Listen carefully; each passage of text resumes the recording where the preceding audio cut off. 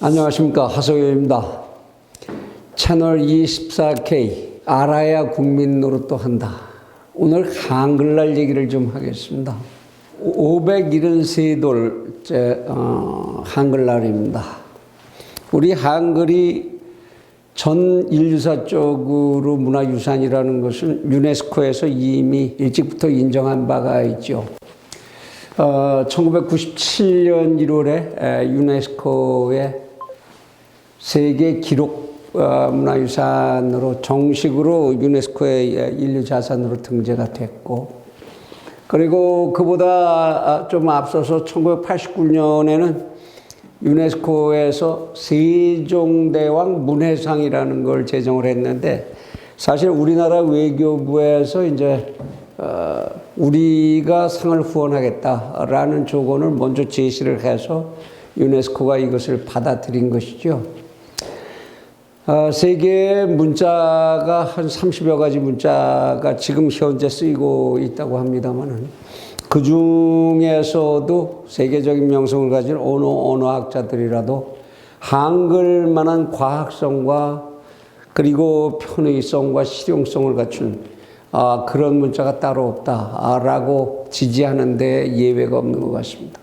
이렇게 좋은 문자를 가진 그야말로 문화민족인 우리 대한민국의 국민들은, 그런데 이 글자를 얼마나 어떻게 잘 활용하고 있느냐. 말과 글이라는 것은 떼어놓을 수 없는 것이어서 글뿐만 아니라 한글날에는 꼭 우리는 이제 우리 말의 쓰임까지를 늘 반성을 해봅니다만은, 실제로 해가 갈수록 그러한 반성에 힘입어서 더 정련되고 더 아름답고 이런 언어나 문자 쓰임으로 발전하고 있지는 못하고, 오히려 날이 갈수록 언어의 사용은 혼란스럽고 문자의 사용조차도 대한민국 국민이 맞는가 싶을 만큼 제대로 쓰지 못하는, 그러고도 부끄러움조차 모르는 그러한 국민들로 변해가고 있는 것 아닌가 싶어서, 그래서 오늘 유튜브의 시사 프로 전문 프로에서 웬 한글 이야기, 그러나 이 이야기가 바로 우리에게 또 하나 중요한 시사적인 문제다라고 싶어서 이 문제를 짚습니다. 우리들이 너무도 많이 틀리고 있는 몇 가지 사례, 해마다 저는 그런 생각을 합니다. 해마다 정부에서 몇 가지 사례만이라도 집중적으로 제시를 하고, 올해는 이것만이라도 바로 잡아 나갑시다. 이렇게 하나씩이라도 좀 고쳐나갔으면 우리가 굉장히 많이 세련된 말글 생활을 할 수 있었지 않았을까.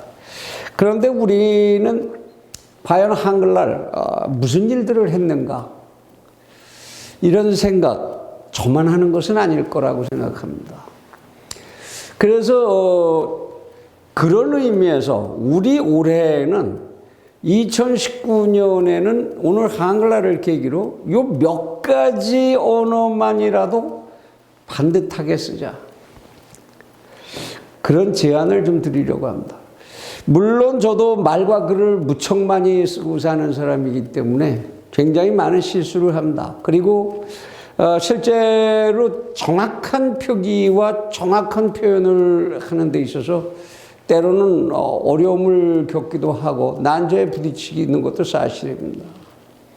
그래서 저는 글을 쓰거나 할 때 항상 옆에 사전을 끼고 삽니다. 수도 없이 찾아보지요.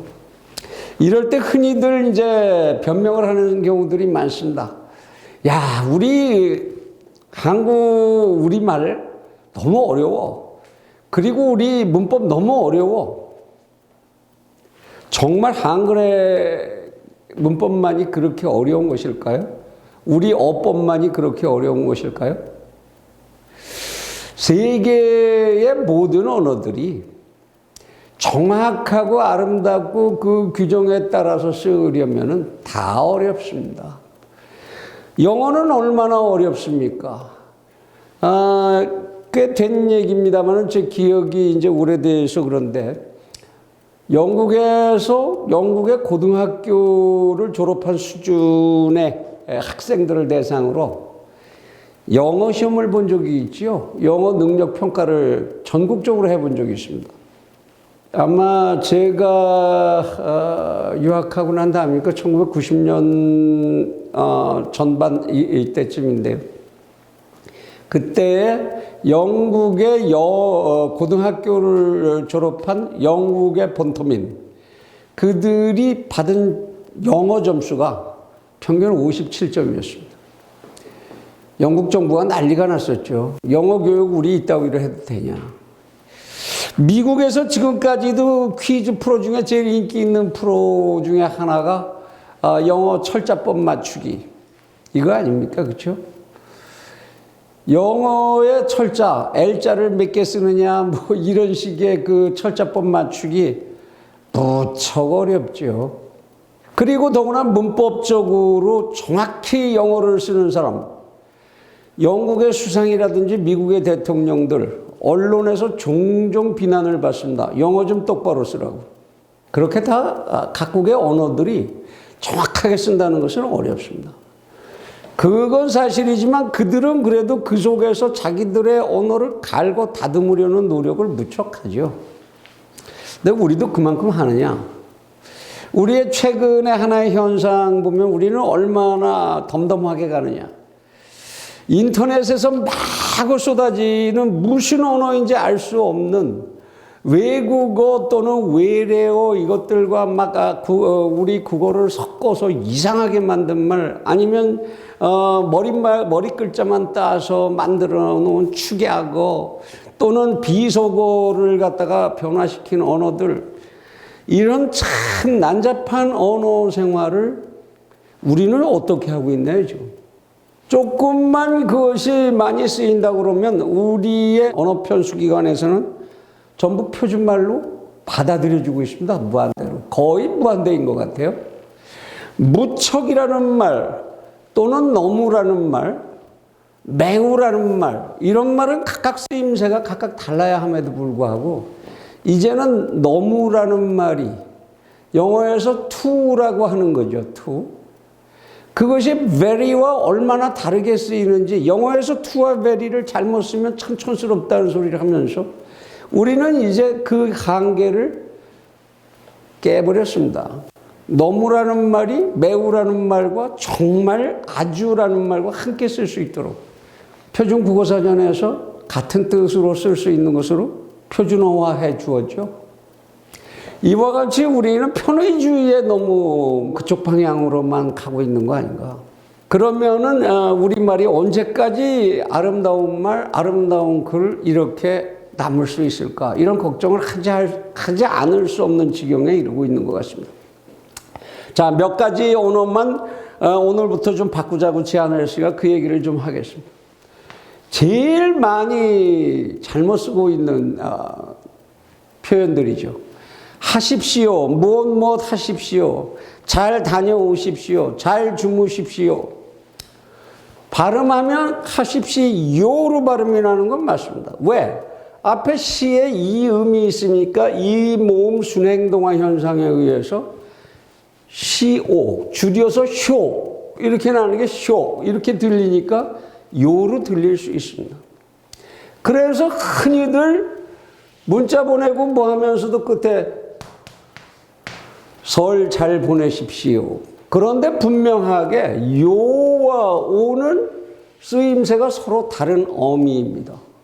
끝에 이렇게 쓸 때에는 권장형 종결 어미인 것이고, 이것이요 저것이요 참 고르기가 어렵다. 의견을 결정하기 어렵다. 이럴 때 요는 연결형 어미로 씁니다. 권장형 종결 어미는 당연히 오 하나밖에 없습니다. 하십시오라고 써야 하는데 이렇게 간단한 표기 하나를 우리는 무관심하게 지나치고 바로 쓰려고 하지 않습니다. 특히 우리가 약한 것들이 축약어로 쓰는 말들을 참 제대로 이해하지를 못하고 있죠. 되었다라는 말, 이것이 축약되면 됐다가 되는 것인데요. 됐다가 되어야 하는데 이때 됐다 이렇게 써버린단 말이죠. 이거는 안 되는 거죠.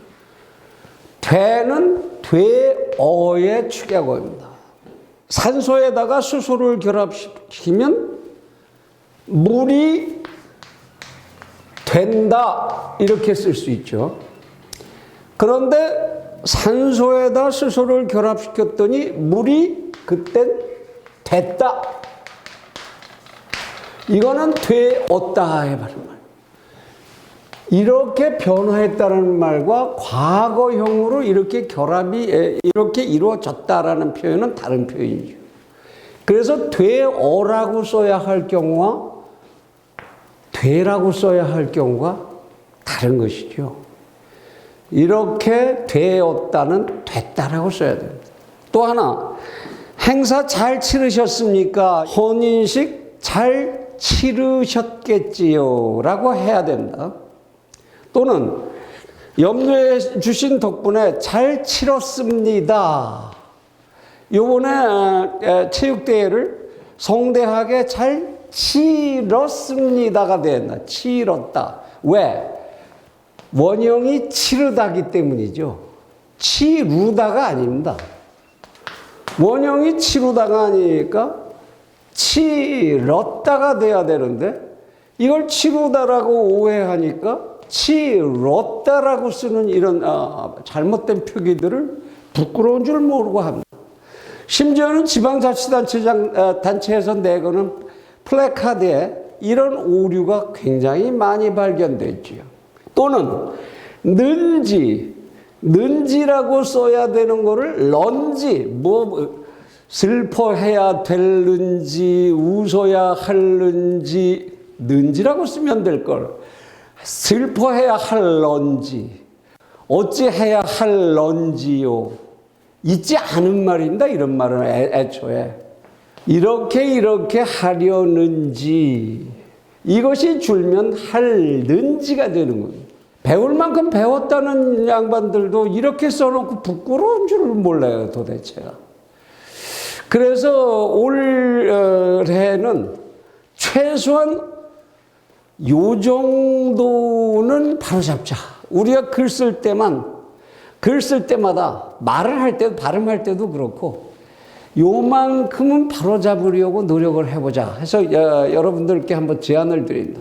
이렇게 하나하나씩만 매해 몇 개씩 골라서 이렇게 바꿔나가면 그러한 분위기가 확산될 것이고 우리 말글살이에 아름다움이 회복될 수 있지 않을까 그런 생각을 해본다는 겁니다. 그러면서 오늘 한글날 맞아서 특별히 이거는 한글에 관한 문제가 아니라 우리 말에 관한 이야기인데 우리 말이 가지고 있는 아름다움, 그 아름다운 말 하나를 여러분에게 추천을 드리고 앞으로 좀 널리 써줍시다 하고 싶은 말이 있어서 소개를 합니다. 고려에 만들어진 가요 중에 가장 오래된 가요가 사모곡이라고 하는 게 있죠. 사모곡. 어머니를 생각하면서 부르는 노래입니다. 홈에도 날이연 말하는 낯같이 들리도 없으시라. 아바님도 어지오신 말하는 위덩더둥숑 오마님 같이 괴실이 없으시라. 아소님아 오마님 같이 괴실이 없으시라. 아주 예쁜 노래입니다. 호미, 이 땅을 이제 김매는 호미.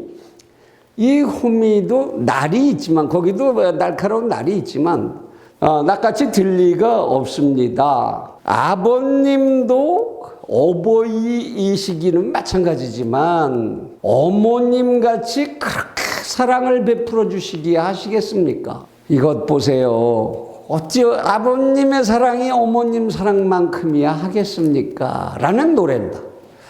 거기에 나오는 괴실이 없으시라라는 말을 우리는 좀 주목을 할 필요가 있습니다. 괴실이 이거의 원형은 괴시다죠. 괴시다. 괴시다라는 말이 어떻게 생기느냐? 고이다에다가 존칭 보조 어간 시가 들어가서 고이시다 어른이시니까 존칭 부조간을 넣지요. 고이다가 고이시다가 되고 고이시다가 줄어서 고이가 줄어서 괴시다라고 쓰인 건데 이 말이 무슨 말이냐 이 말이 괴시다. 이 말이 우리의 본래 우리 이 땅에 사는 사람들이 썼던 사랑한다라는 언어였습니다. 고려조까지만 해도 우리는 괴시다라는 말, 고인다라는 말을 사랑한다는 말로 썼었죠. 그런데 언제부터 왜 우리는 사랑한다라는 말을 쓰게 됐냐?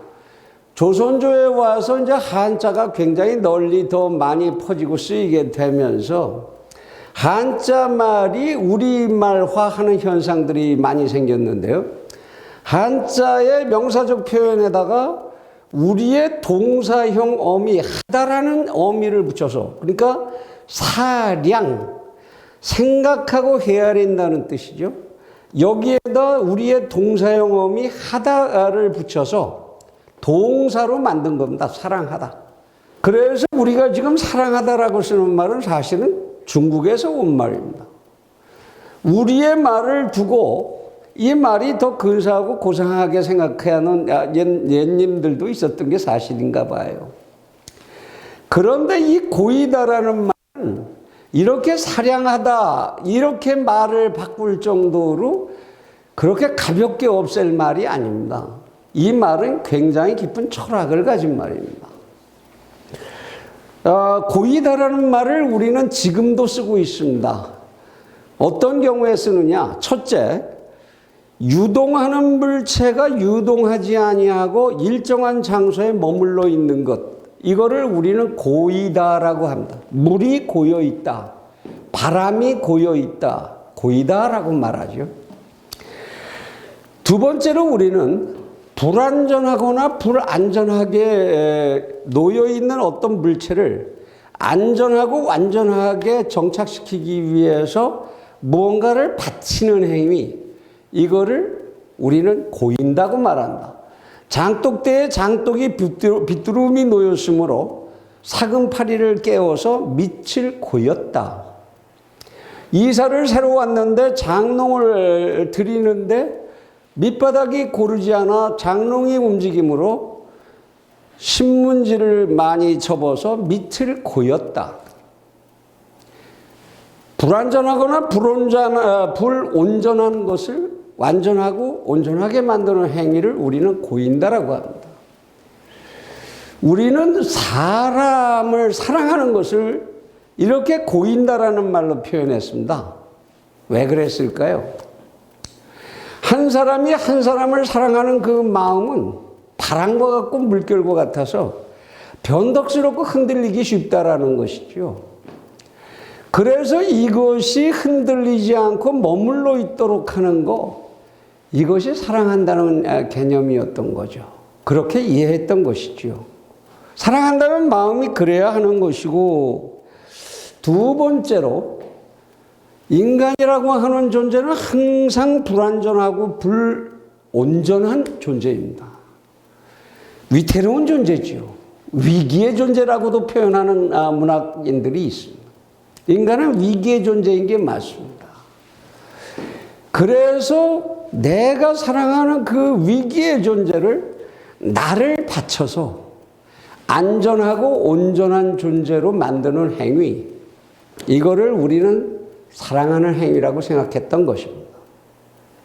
그래서 우리는 어떤 한 사람을 사랑할 때 그 사랑한다는 표현을 고인다라고 했던 것입니다. 고인다. 나는 너를 고인다. 나는 당신을 고입니다.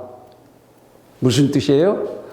내 마음은 당신에게서 흔들리지 아니할 것이고 나는 당신을 온전하고 안전하게 하기 위해서 나를 바칠 것입니다. 라는 뜻을 갖는 것이죠. 그냥 사랑하다라고 말하는 것과는 얼마나 깊이가 다릅니까?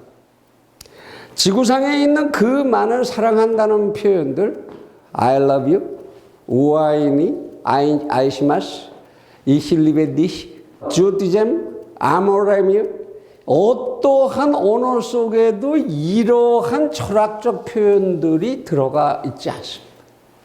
우리의 이 고인다라는 말 속에는 이와 같은 깊이 있는 사실적인 그리고 분명한 행동 규범이 이 언어 속에 저장되어 있는 것이죠. 이렇게 아름다운 말을 우리는 잃어버리고 있습니다. 이렇게 아름다운 언어를 잃어버리기 때문에 우리의 오늘의 생활들이 지금 우리 스스로가 겪고 있듯이 이렇게 황폐한지도 모릅니다.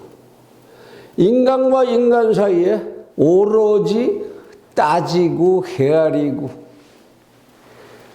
그리고 물질적 규범 속에서 헤어나지를 못하고 언어를 아름다운 언어들을 아름답게 지키는 것, 이것은 우리의 인격을 지키는 행위가 될 수 있다는 것, 오늘 한글날 여러분과 같이 깊이 있게 한번 생각해 보고 싶습니다.